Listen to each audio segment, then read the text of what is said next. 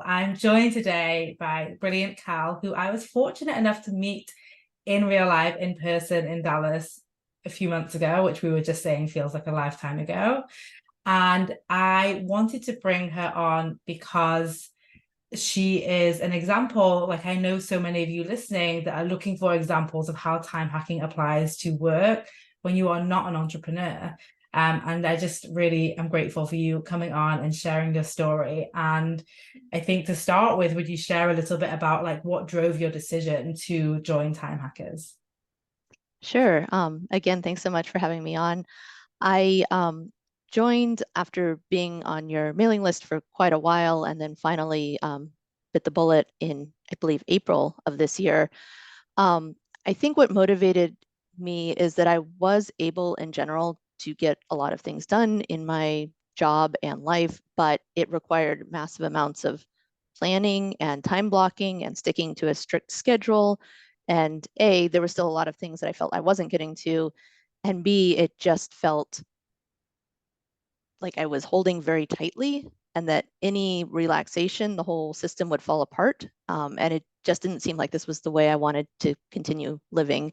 Um, Yes. And I love this. And I already know this from when we spoke and we met in person. But what I loved about your experience is actually that you did find time blocking and calendaring to be very helpful when you were so share a little bit, like, let's go back even earlier to where that became helpful. And I love how you shared that it's helpful and there's a point where it's not helpful for anyone listening, because I think that there are probably people here that listen and like, I also time block and find it helpful, and Vicky doesn't speak to that, and therefore like I'm wrong, instead of what I think, which is whatever works for you is amazing, let's optimize that. So I'd love to hear a bit more about your build up and your whole time story, your lifetime story.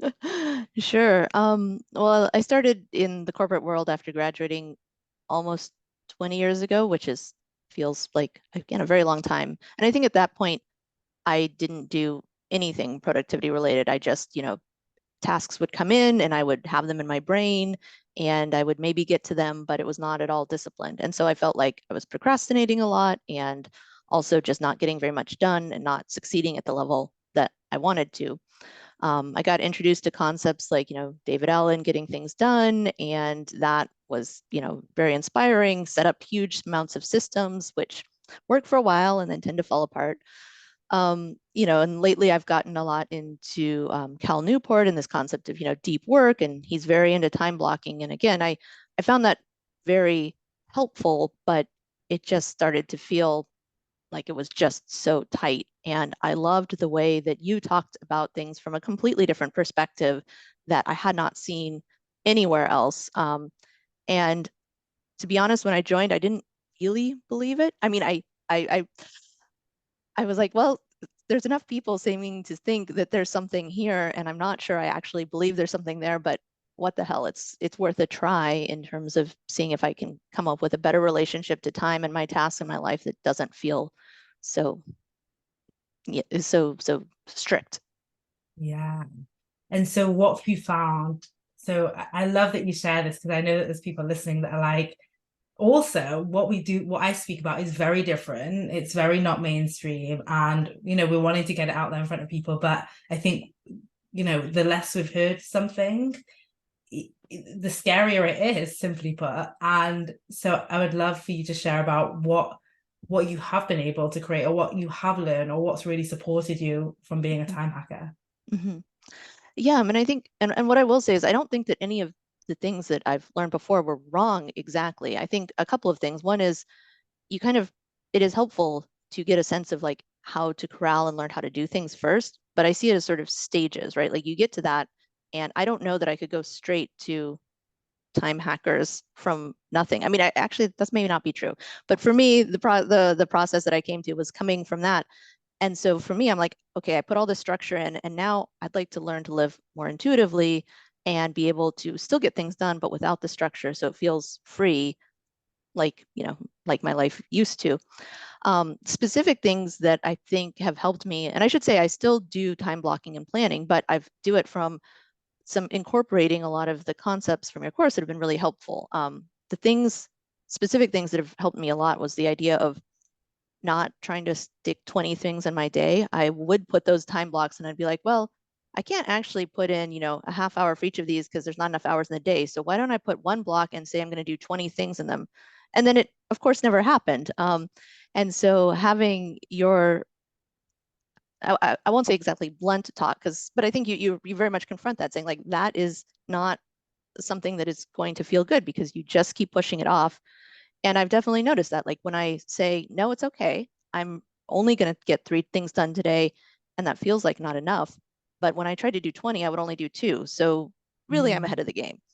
Oh, Um, yeah. that's such a good point for everybody listening, that we think overcommitting and saying, oh, I'll put 20 in just in case I can do them all. What we end up creating is this decision overwhelm of like, which one should I start with and how should I start with it? And I'll start this one, then that one. And we end up only doing 1 or 2 of those things versus committing up front to do 3 and then doing the 3. And by the way, I also encourage people, if you've done the 3 and you've finished by 1 p.m. and you're like, I've got more gas in me, then it's not like we're limiting you to 3. There's no rule that like, that's it, you're done, you must stop. So it's just a very different way of approaching the same work without excess decisions, without unnecessary exhaustion and brain fatigue, and without continuing to fail. I think that's exactly what you're saying about the 20 things in the 1 hour time block. What we're doing then is constantly failing. Mm-hmm. When we say the 3 things in a day, what we're typically doing is constantly achieving. Mm-hmm. Now, even that difference affects our whole life. It affects our relationship to ourselves. It affects how we continue to make decisions for ourselves. It affects how our ability to like have fun and tap into our intuition, as you've spoken about. Mm-hmm. Yeah, thank you for sharing that. Um, is there anything that you would say about, so you know that I asked to bring you on this to speak about marrying, time hackers with corporate life? Like, is there anything that you would say to people that are like, I'm not sure Mm-hmm. how you could do this? Yeah, so I'm just looking at my notes. I think one of the concepts I've sort of struggled with the most is the idea of things only take as long as you let them. Um, and I fought against this for a long time because I'm like, well, yes, but I'm an engineer and sometimes things really like I cannot say I'm doing this in 15 minutes. Like it just doesn't work that way.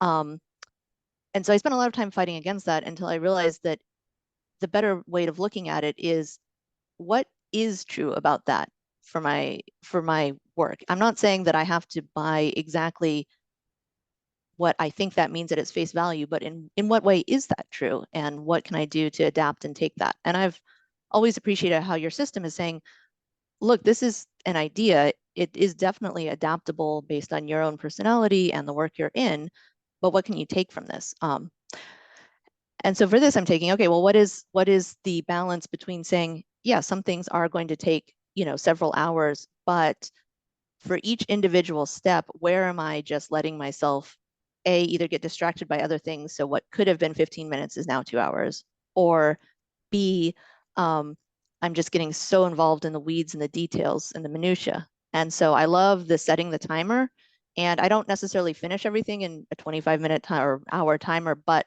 it allows me to step back and say, okay, am I approaching this with the right level of rigor, or do I need to be less detail oriented or more detail oriented? Yes, I love that you shared that, because I think to me that's the epitome of being a time hacker. It's realizing all of these tools are there to serve you.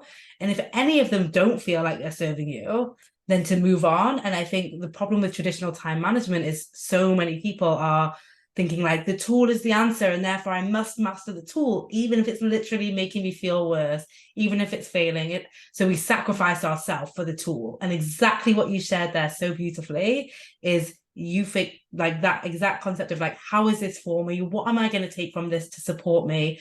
And also, it's totally fine if not every tool inside Time Hackers does support you right now, because the point is getting the support that actually helps you, not being the best student inside Time Hackers, not applying all the tools, not ticking all the boxes or whatever it is. So I love that you shared that. I think it's so powerful for everyone listening. Yes. There was something else you said. I was just, my brain also wants to speak about you coming to Dallas. That's why it's a little bit distracted, which is actually a fun point. So let's just go to speaking about Dallas because I think it was so fun that you came. So do you want to share a little bit about your decision to come and meet in person, just so the people listening know?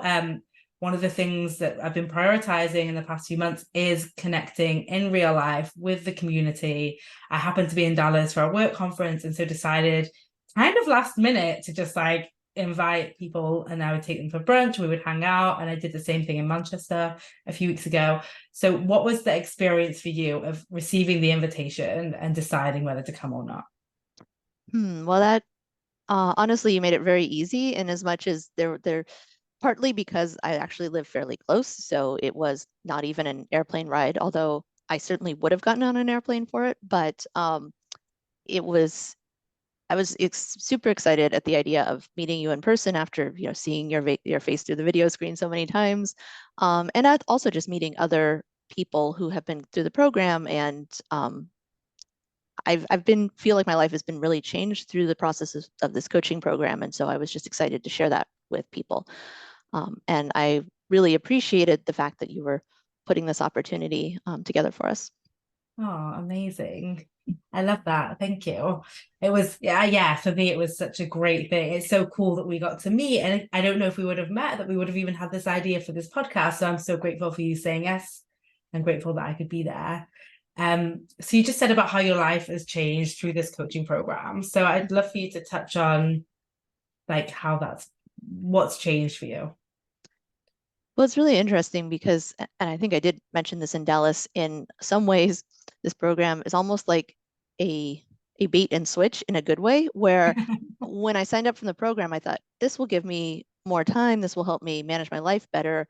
And what I actually got was sort of more holistic and a better sense of how I can show up differently at work and in my life and all of these things, which I sometimes can seem, again, coming at it from an engineering perspective, a little bit fuzzy, a little hard to put my finger on exactly why. And so I might not have signed up for a program that called itself that. And yet, now that I've been through it, I realize how valuable it is. But to specifically answer your question, I think it was either in Dallas or in one of the one-on-one coaching sessions, talking through some of the struggles I've had with decision making in general, and then also presence and showing up in an authentic way at work. And both of those things are not necessarily, well, the decision making is in the program, but the showing up at, as an authentic way wasn't necessarily in the program, but it's something that I get through this process and through talking with you and the other coaches. And it's just been really helpful having some of my more limiting beliefs challenged and experimenting with other ways of presenting myself and what I'm doing. Yes. And I love that as well. I love that you brought up the one-to-one coaching because I do love that we add that component and that ability to I think I was even speaking about this with the coaches. We're like, what are people getting coaching on? And half of them are like, people don't want coaching on time. And I'm like, yeah, well, we're time hackers. We know that it's not a time problem. We know what's underneath it. And it's great that other people are aware of that too. But I think it really adds that level of like personalization. Mhm. While adding that safety for like you and one other person just to be in the space for you. So is there anything you want to touch on around the one-to-one coaching while we're here? Yeah, no, it's been fantastic. I did take advantage of sort of talking to a number of different coaches. And I think going forward, I would probably maybe try and stick with one just because I think it's nice to build that relationship. But I appreciated being able to um, talk to each one and see everybody's slightly different approaches. But they were all extremely good in terms of their ability to help me push past some of these ways that I was seeing myself, and not in a just by challenging that and asking, is there any other way of looking at it or any other approaches that might serve me better? Yes. And I think that's why it's so important that we have different coaches so that we don't make it about the coach and we don't put someone on a pedestal and be like, they've just figured it out. There's one way to figure it out. That's the right way. And if I can't do it that way, and the idea of having different coaches that apply the tools differently gives us permission to apply the tools differently and interpret them differently. And I think with the main thing, even to bring back one of the first things you said, being like, how is this for me? What's the support that I need? How can I apply this to help myself? Hmm. So I love that you shared that. Absolutely. And then, and it's like either way, what would you say? Have you watched the video? Have you watched all the videos? Have you got through all the videos? Have you not? Tell us a little bit Mhm. about that. Sure. So I've gotten through all of the time hacker videos and then also the sort of 30-minute, I can't remember what you're calling them exactly, but the 30-minute explanations from some of the coaches or other people in the program on each of the modules, which I love because I like that the videos that you've created are nice and short, and that's great, but it's also fun to hear A, somebody else's take on it, and B, sort of go in more depth and detail about it. So that was just a fantastic resource. Yeah. Yes. I love that. And I know our coaches will love to hear that. Just for everyone listening, we had our coaches go through every single tool and training inside the Time Hacker Toolbook and do a live Q&A call for our community. And then we recorded it and added it to the portal, the private podcast. So it's like there on demand. And part of the reason is because I think when I first did it, when you create something, there's questions that go unanswered because you don't see the obvious questions. And I think when you have other people come with their interpretation, being like, oh, firstly, they've seen something that I haven't, or they've got a way to explain it that makes it even simpler than I didn't. And B, to create that open forum for other people to come and be like, this is my question on this module. I think it's such a time hack to be like, oh, I didn't even have that question, but I could see how at some point my brain might want to be confused about it. And it's actually not a resource that I've spoken about a lot on the podcast. So I love that you brought that up Mhm. and shared that. And then what about the workbook? I'm just going through all the different tools. Do you use the workbook? Do you not? So which workbook? Because I think there's a couple in there. So I'd say the main time hackers one with the questions. I think, and correct me if I'm wrong, I thought that was mostly a compilation of all of the worksheets from each of Yes. the modules. Okay, so as I went through the modules, I actually did the worksheets each time. So I haven't gone and done the whole workbook, but yeah. Yeah. And how did you find that as a resource? Um, it's really good. And part of what's useful for me is I generally have always procrastinated or been kind of pushed against the idea of these workbooks because I feel like I have to do it perfectly. I have to have these profound thoughts that I've got to get out and put them down. And so I really tried to practice on doing this is just doing, for lack of a better word, a shitty first draft, not overthinking it. So I actually had listened to all the videos and then I went back and I took a couple of days and said, okay, I'm going to re-listen to the videos because I think that's one of the things we talk about. And then I'm going to do the workbook and I'm going to see how I can actually apply this. So I did it fairly systematically because that's the way I roll. But but I really appreciated having those resources but then also using them as a tool to experiment with the idea that I don't have to overthink it. I was gonna say, like, it's what's so cool is one of the things that you said on this podcast was part of the reason you joined was because you wanted to loosen the rules and kind of the Mhm. perfectionism and the tightness. And then you literally used the program as the pilot for you, like releasing that narrative. And I think that's so Mhm. powerful. And for anyone else listening, I think that's such a clever strategy. Like, whatever you are looking to change or shift or experiment with, you get to use the program as the experiment. And I think what's so great about that is, firstly, it feels safe to Mhm. experiment with something that's not already established in your life. And B, I just think it's like built into everything that we've created. So I Mhm. love that you did that and still kept like doing it in a systematic way. So just for anyone listening, I don't want you to hear Cal and share about how she did it and think that you have to do it that way. I No. think what Cal is sharing so beautifully is do it in the way that supports you. I think that's the common theme of this podcast episode. Yeah. Yeah, and a slight tangent, but one of the things that this brings up for me is that I remember going through the Time Hackers program and feeling like I needed to try and do everything faster. That is, I set 15 minutes, just knock it out, and that's the way. And I think at one point you acknowledge in one of the videos, you say, I'm not saying you have to do things faster, but usually we go slower, and so this is kind of pushing you. So you acknowledge that, but at the same time, I felt like, oh, I have to go faster. And one of the amazing things about being in Dallas with you and doing that group live coaching session, which again, mind blowing, but was me talking about how I struggle with some of these decisions and taking time to do all these things. And your question to me was, what if that's just your process and you can do things more slowly? And I was like, wait, that's allowed? I can change things. I can make the work with how I want to work. And it sounds kind of silly, but it really meant a lot when you said, hey, we're just tweaking this to whatever works best for you. And there's not one way, while you're Mm. still giving me really good tools to think about how I might change what I'm doing.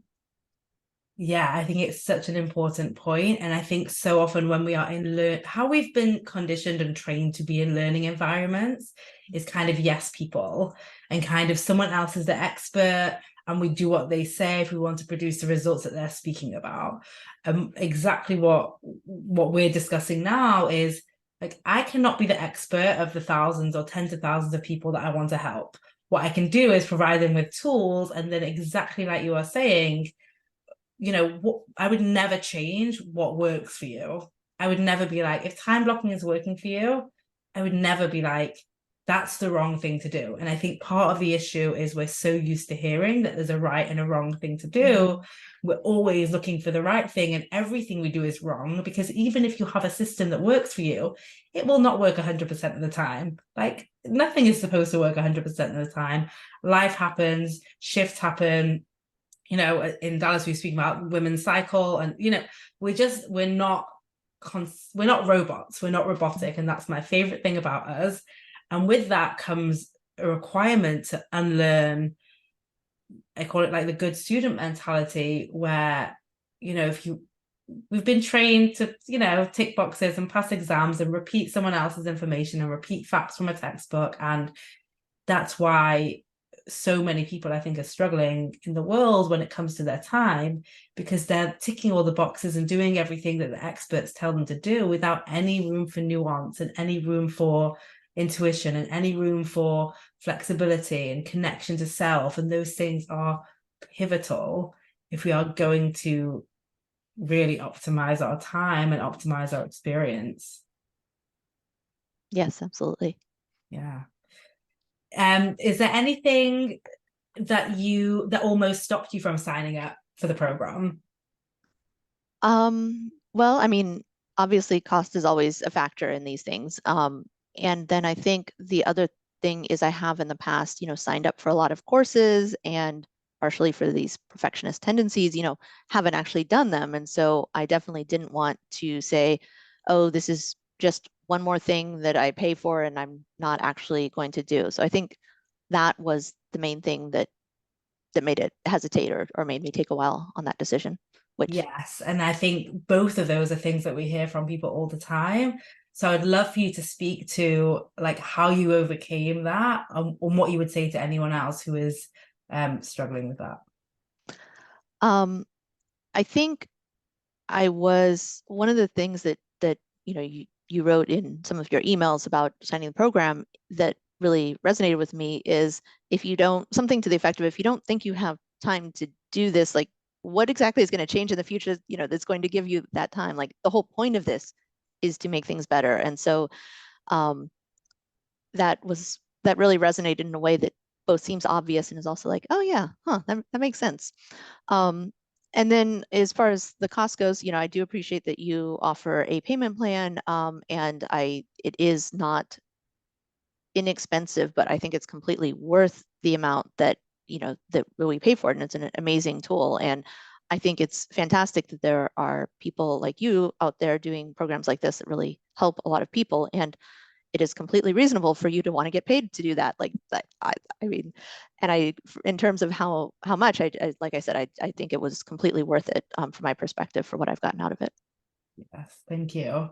And yes, we're continually, and that's even part of the reason we started the one-to-one coaching program, was just really thinking about how we can help as many people. We're always looking to make it more accessible. And I do think it is an investment. And I also think that's partly acknowledging that is why people join and don't just let it be a course that they Mhm. don't do. So maybe it's harder to say yes, but once you've said yes, it's easier to show up. So I love that you shared that. And yeah. Is there anything that you wanted to share about your experience that I've not asked you about? Hmm. I think one of the things that spoke to me, and this is just one particular sort of technique or concept from the program, is that I really like how that you're not all about affirmations and just saying things that you want to be true, but that aren't actually true. And speaking again, I come from a pretty hard-nosed, engineering type background, and so I'm very much focused on like, does this actually make sense? And so I've always been turned off in the past about ideas like, oh, just say what you want to have happen, and that will help because my brain sees the disconnect. And so I really appreciated that you're that's not sort of what you're about, but also you're not saying that you have to have complete confidence that you've done all of this before you're allowed to believe in yourself. So it seemed like both a yes and, right? Yes, we can change our thoughts to build more confidence, and we need to establish that we can do that, but let's set ourselves up for success, make that confidence building happen more naturally.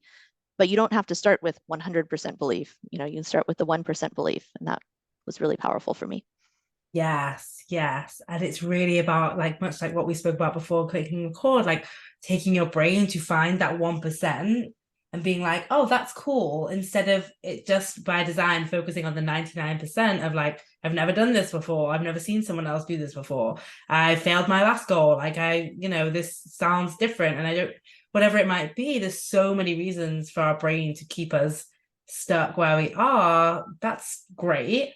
And if we can just start to slowly be like, okay, what is the 1% of belief here? Like, why am I Mhm, still setting this as a goal? Why am I still thinking this is possible? Why have I brought this even to the table? mhm, I think that's such a powerful reminder for anyone listening, even if it is in your decision to become a time hacker, there might be 99% of reasons, from the price, the investment, to the other courses, to the fact that you've tried time blocking and it doesn't work, or it does work, and whatever else. There might be 99% of reasons, and I'm totally okay with you keeping all of them. I just invite you to think about, and why are you still thinking about it? And why are you still listening to this podcast? And what is it that you would want support on? I think it's a really powerful tool for decision making, much like what you've spoken about. Um, and just a really important reminder in a world where we are told to talk things just into existence, or to just like mhm, hold belief. Like I remember thinking when because my background, just so everyone knows, is economics, maths, finance, investing, physics, like all that side of things. So even for me entering the self-help world back in the day, I also remember thinking like, I need logic. Like I mhm, need a logical way to think about this. I need to be able to like see it clearly. I really like formulas. I respond really well to formulas. Like, what's the formula? That's why time hackers is essentially a formula, really, if you think about it. Um, like I really respond to that. And I love that we've mentioned intuition here, and I love that we've mentioned connection to self, and I love that there's room for that. But that would never be like sufficient for me, because I need something that my brain can comprehend, my brain can add up and subtract from, and understand in that way. And I do also hope that that's what is going to, like, firstly, what allowed you to come into this community and to mhm. apply the tools, and secondly, what is going to allow us to help more people, because I think that the other side is, the more spiritual um manifestation side is amazing, and we are all different humans, and the idea that one way is the only way is what I think keeps so many of us away from getting the help that we want. Yeah, no, absolutely. Absolutely. And yeah, not to scare anyone off, but there's lots of equations in the worksheets, which I love. Again, you don't have to know calculus or anything, but it's fun. Yeah. Yes, I think like anyone who studied economics or maths or physics can point out things and be like, this, I can see where this came from. And you're the first person on the podcast or that's ever spoken about it. So it's done, I think, in such a subtle, approachable way that, like, if that supports you to see it that way, you can. And if it doesn't, then you don't have to. That's my hope anyway. Right. No, it is not overwhelming. Yeah. I just think again, the brain likes things that are simple that it can understand. And for me, breaking things down, part of time hacking is like, what's the least information that I can give you that will support you, right? I once almost joined this program that was like, this is years ago, and it was like, we're gonna help you like be better with your time and get hours back every week. And it was like a 6 hour a week requirement. I was like, I do not have 6 hours a week. Like I get like this is completely not accessible to me right now.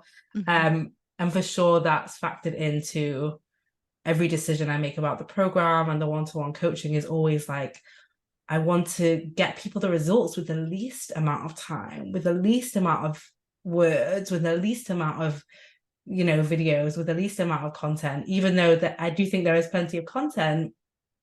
And I'd be interested to hear your experience of this. Like, well, actually, it sounds like you did the program quite quickly, but the intention, even with the content, isn't that you have to finish it all to see results. What do you think about that? Yeah, no, absolutely. I think, well, two things that I did want to say that was definitely a mindset shift for me before I'm like, okay, if I want to get a goal, here's like, here's how I break it down. Here's all of the things that I need to do to get that goal, and changing it to no, actually, what's the least amount that I could do to get to that goal? Like, is helpful because part of me is like, well, of course I should do all of this stuff, very maximalist. And then hearing the perspective and having it really resonate of saying, well, actually, why? Like, why would you not just pick the smallest increment that's going to move you forward? Um, but and then specifically to the question, one of the things I really appreciate as you go through the program is saying, don't let this overwhelm you. Like pick one thing to work on. And so I really appreciate that each time, because I will go through the program entirely again, each time I go through it, it's like something else is going to resonate and that I'm going to want to implement, but it's not overwhelming in a here's like 40 different things you have to do. I think it's really useful to get a broad overview and then say, let me focus on this for a little bit. And then next time, let me see what I want to change to keep leveling and changing as Mhm. we progress. Yes, I love that. And that's part of the reason why I also wanted to just make it like I joined once lifetime access, because I think our relationship to this work constantly evolves, our relationship to time constantly evolves, our literal circumstances around time constantly evolves.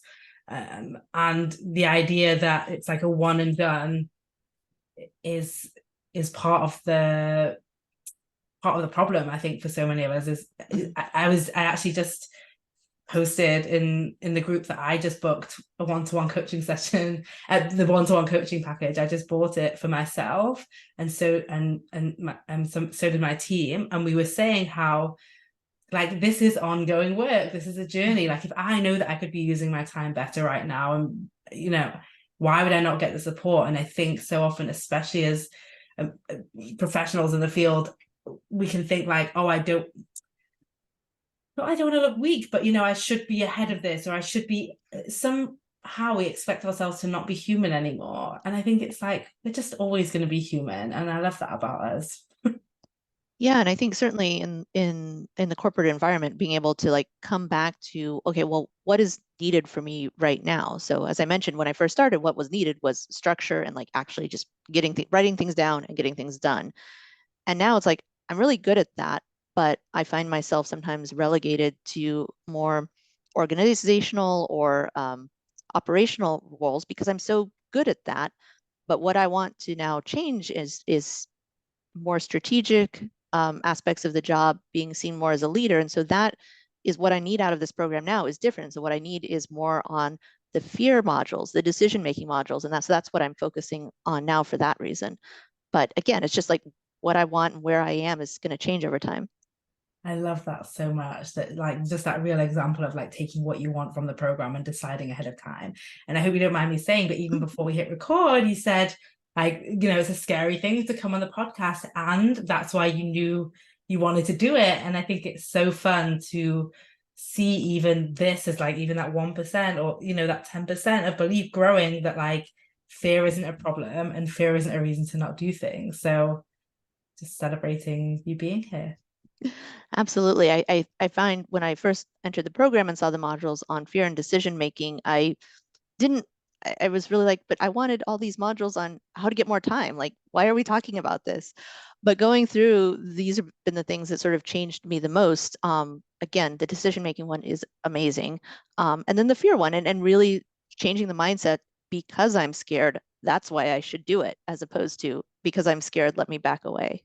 Yeah. And that really is like a time hack, right? Fear slows it. And that's the reason why I know this stuff, right? Because fear of leaving my job when I was younger was what had me drag out a decision that I already knew that I wanted for 6 to 7 months. And it was like the fear wasn't going away and the desire wasn't going away. So at some point, something had to give because it was just so exhausting.